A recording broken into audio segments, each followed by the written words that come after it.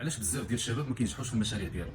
هذا سؤال بطبيعه الحال الجواب ديالو ماشي ساهل ويمكنش تهضر عليه في دقيقه ولا جوج، ولكن نعطيكم بعض الاسباب اللي مهمه بطبيعه الحال يعني باش تقدروا تستافدوا من هذا الفيديو هذا.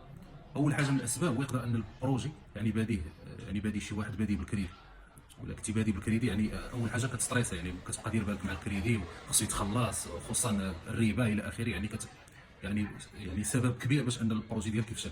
ثاني حاجه هو كتكون عنده عاوتاني ما عندوش خبره على قبل داك البروجي، ما كتكونش عنده واحد الخبره اللي هي كافيه باش يدير داك البروجي، وما مخططش ليه مزيان وما دايرش واحد الاحتمال يعني ديال المخاطر، يقدر ينجح يقدر يخسر. هذا سبب من الاسباب. ثاني حاجه يعني ما كتكونش عنده واحد الفلوس اللي هي كافيه يعني باش تغطي ليه دوك المصاريف ديالو، يعني ما يكون حتى هو ما دارسش مزيان. ثالث حاجه يعني ما دارش واحد التسويق عاوتاني، ما دارش واحد التسويق اللي هو مزيان باش يقدر انه التسويق حتى هو يعني داخل بزاف ديال الحوايج باش يقدر يجيب كليان وهذا الى اخره. يعني باش نختموا بروجي باش يكون مزيان خاصك تكون داير ليه واحد، تكون عندك واحد المهاره ولا تقنيات يعني في اداره المال والاعمال.